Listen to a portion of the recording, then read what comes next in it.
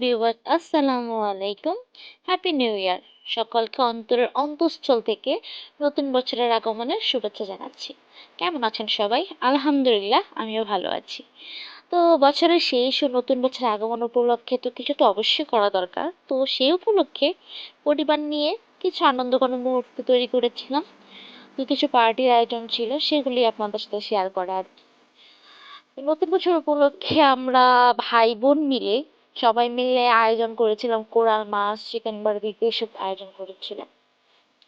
তো এইগুলো সবই প্রিপেয়ার করেছিল আমার ছোট খালামণি। তিনি বলতে পারেন বা আমার কাছে অল দ্য বেস্ট শেফ। আমার মা, আম্মু, খালামণি সবাই মানে সুপার শেফ।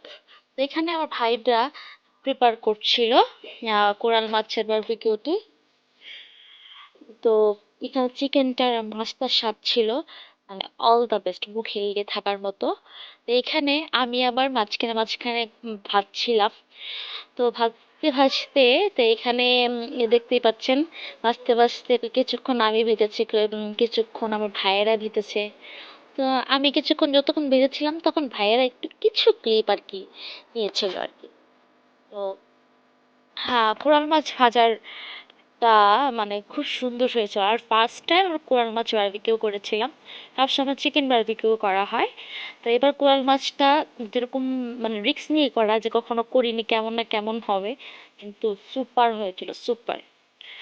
তো পরিবার নিয়ে এই আনন্দঘন মুহূর্তগুলো খুব সুন্দর সময় কাটে। যতটুকু পারবেন পরিবারকে সময় দিবেন।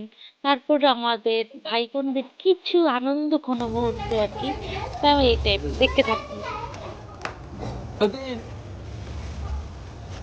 otherwise, sabi ko na ba yun? Tadya ka.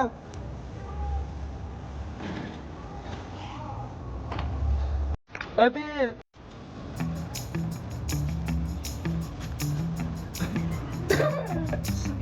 Happy New Year! সবাইকে 2025 happy new year. Happy new year. Tingin! Hello guys, happy new year. Hello guys. এখন হচ্ছে রাত 12টা বাজে সিন এখানে আর কি। হ্যাপি নিউ ইয়ার প্রত্যেক ছাদ ছাদ থেকে এই সেলিব্রেশন হচ্ছে। জায়গা জায়গা থেকে আপনাদের এই হচ্ছে বোম বা বোম আতশবাজি ফুটছে। তো আমাদের বাসায় বোম আতশবাজির ব্যবস্থা করা হয়েছিল। তো চারপাশে খুব সুন্দর করে সাজানো হয়েছিল। আর প্রত্যেকে হ্যাপি নিউ ইয়ার, আবারও হ্যাপি নিউ ইয়ার। খুব সুন্দর একটা মুহূর্ত কেটেছে, খুব সুন্দর একটা দিন কেটেছে। প্রত্যেকটা বছর যেন এত সুন্দর কাটে তার জন্য আশাবাদী।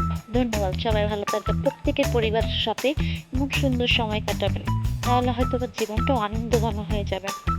আল্লাহ হাফেজ।